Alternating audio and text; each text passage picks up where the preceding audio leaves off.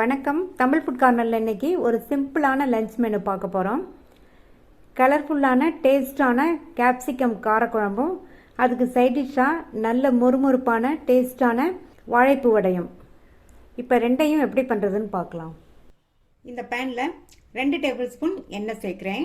இந்த எண்ணெய் சூடாகட்டும். எண்ணெய் சூடானதும் அதில் அரை டீஸ்பூன் கடுகு பொரிஞ்சதும் அதில் 1/4 டீஸ்பூனில் பாதி வெந்தயம் சேர்த்துக்கோங்க. வெந்தயமும் நல்லா பொரிஞ்சிருச்சு. அடுத்து கறிவேப்பிலை சேர்த்துக்கலாம். இது கூட 2 மீடியம் சைஸ் வெங்காயத்தை 1-2 அரைச்சி வச்சுருக்கேன். இதை சேர்த்துக்கலாம். இந்த மாதிரி வெங்காயத்தை 1-2 அரைச்சி சேர்த்தோம்னா குழம்போட கன்சிஸ்டன்சி நல்லாயிருக்கும். அது தவிர இந்த வெங்காயமும் வேகமாக வதங்கிடும். வெங்காயம் இந்த அளவுக்கு கலர் மாறினதுக்கப்புறமா இது கூட 3 கலர் கேப்சிகம் வச்சுருக்கேன். க்ரீன், ரெட், எல்லோ 3மே சேர்த்து 150 கிராம் இருக்கும்.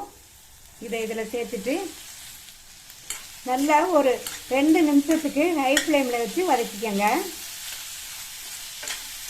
இந்த மாதிரி வதக்கி நம்ம குழம்பு பண்ணோம்னா குழம்பு நல்லா வாசனையாக டேஸ்ட்டாக இருக்கும். ஹை ஃப்ளேமில் வச்சு 2 நிமிஷம் வதக்கியாச்சு. அடுத்து இது கூட 2 மீடியம் சைஸ் தக்காளியை இந்த மாதிரி சின்ன சின்னதாக கட் பண்ணி சேர்த்துக்கோங்க. தக்காளி வதங்கிறதுக்கு கொஞ்சமாக உப்பு சேர்த்து வதக்கிக்கலாம். இந்த மாதிரி உப்பு சேர்த்துட்டோம்னா தக்காளி நல்லா வதங்கிடும்.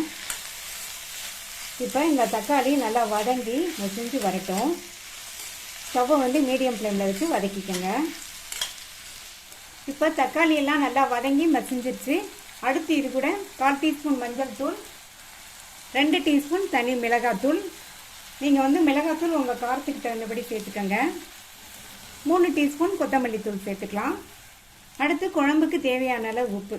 தக்காளி வதங்கும் போது கொஞ்சம் உப்பு சேர்த்துருக்கோம். அதனால் இப்போ இந்த உப்பு சரியாக இருக்கும். இப்போ நல்லா மசாலாவோடு சேர்த்து பரட்டி விட்டுட்டு இது கூட கொஞ்சமாக ஒரு 2 டேபிள் ஸ்பூன் போல் தண்ணி சேர்த்து வதக்கிக்கங்க.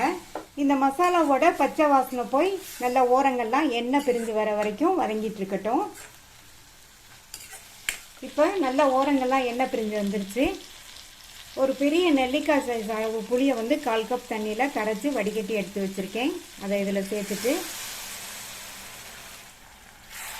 மறுபடியும் ஒரு தடவை நல்லா கலந்து கொடுத்துருங்க. அடுத்து இது கூட 1/2 டம்ளர் மட்டும் தண்ணி சேர்த்துக்கலாம்.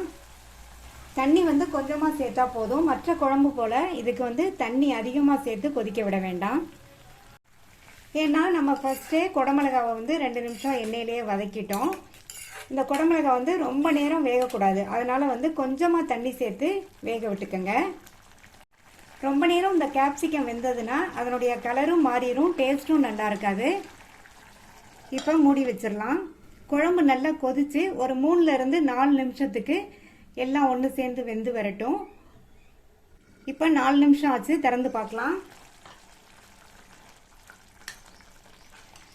கேப்சிகம் கரெக்டாக அதனுடைய கலர் மாறாமல் வெந்திருக்கு. நல்லா க்ரன்ச்சியாக இருக்கும் இந்த மாதிரி இருந்தால். இன்னொன்று பார்த்திங்கன்னா குழம்பு இந்த மாதிரி திக்காக இருக்கணும். இந்த குடமிளகா கார குழம்பு இந்த மாதிரி திக்காக இருந்தால் தான் நல்லாயிருக்கும். ஸ்டவ் ஆஃப் பண்ணிவிட்டு சர்வ் பண்ணிடலாம். நம்மளுடைய டேஸ்டான கலர்ஃபுல்லான கேப்சிகம் காரக்குழம்பு ரெடி ஆயிடுச்சு.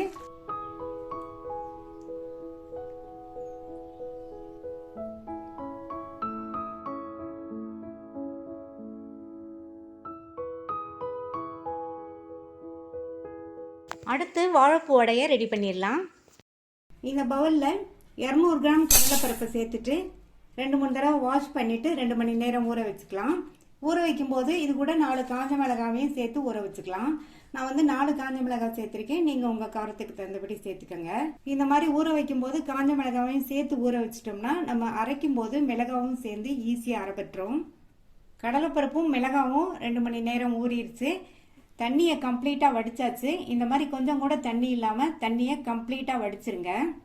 இந்த மிக்ஸி ஜாரில் 1 டீஸ்பூன் சோம்பும் நம்ம ஊற வச்ச காஞ்ச மிளகாய், அடுத்து இது கூட ஊற வச்ச பருப்புலேருந்து கொஞ்சமாக சேர்த்து இதை ஃபஸ்ட்டு நம்ம அரைச்சிடலாம். இந்த மாதிரி அரைச்சிட்டோம்னா இந்த மிளகாலாம் நல்லா அரைப்பட்டுரும். இப்போ அடுத்து உள்ள பருப்பை கொஞ்சம் கொஞ்சமாக சேர்த்து கொரப்பாக அரைச்சிக்கலாம். இந்த பருப்பை நைஸாக அரைச்சிடக்கூடாது. அதனால மிக்சியை ஸ்பீடாக ஓட விடாமல் விப்பரில் போட்டு விட்டு விட்டு கொரப்பாக அரைச்சிக்கலாம். அரைச்ச பருப்பை இந்த பாத்திரத்தில் சேர்த்துட்டு மீதி உள்ளதையும் கொஞ்சம் கொஞ்சமாக சேர்த்து அரைச்சிக்கலாம். எல்லா பருப்பையும் கொரப்பாக அரைச்சாச்சு. இந்த பருப்போடு சேர்க்கறதுக்கு ஒரு வாழைப்பூவை க்ளீன் பண்ணி நல்லா குட்டி குட்டியாக கட் பண்ணி 3/4 கப் அளவுக்கு வச்சுருக்கேன். அதை இது கூட சேர்த்துக்கலாம். வாழைப்பூவை வந்து நல்லா குட்டி குட்டியாக கட் பண்ணிக்கோங்க. வாழைப்பூவை எப்படி க்ளீன் பண்ணுறதுங்கிற வீடியோ நம்ம சேனலில் இருக்குது. லிங்க்கு டிஸ்கிரிப்ஷன் பாக்ஸில் கொடுக்குறேன், பார்த்துக்கோங்க. இது கூட ஒரு பெரிய சைஸ் பெரிய வெங்காயத்தை நல்லா பொடி பொடியாக கட் பண்ணி வச்சுருக்கேன். அதையும் சேர்த்துட்டு அடுத்து 1/4 டீஸ்பூன் பெருங்காய பவுடர், பொடியாக கட் பண்ண கருவேப்பிலை இலைகளையும் கொத்தமல்லி இலைகளையும் சேர்த்துக்கலாம். கடைசியாக இதுக்கு தேவையான அளவு உப்பு சேர்த்துட்டு நல்லா ஒன்றா பிசைஞ்சிடலாம். எல்லாம் ஒன்றா மிக்ஸ் ஆகுற மாதிரி பிசைஞ்சுக்கணும். எல்லாம் நல்லா ஒன்றா மிக்ஸ் ஆகிற மாதிரி பிசைஞ்சாச்சு. இப்போ இதில் கொஞ்சம் கொஞ்சமாக எடுத்து உருண்டைகளாக உருட்டி வச்சுக்கலாம்.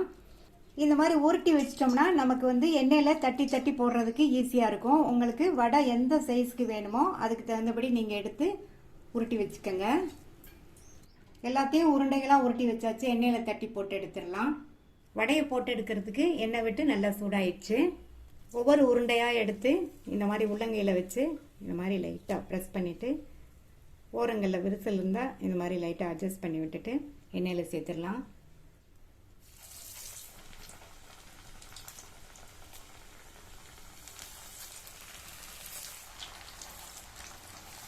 எண்ணெயில் சேர்த்ததுக்கப்புறமா ஸ்டவ்வை வந்து மீடியம் ஃப்ளேமில் வச்சுருங்க.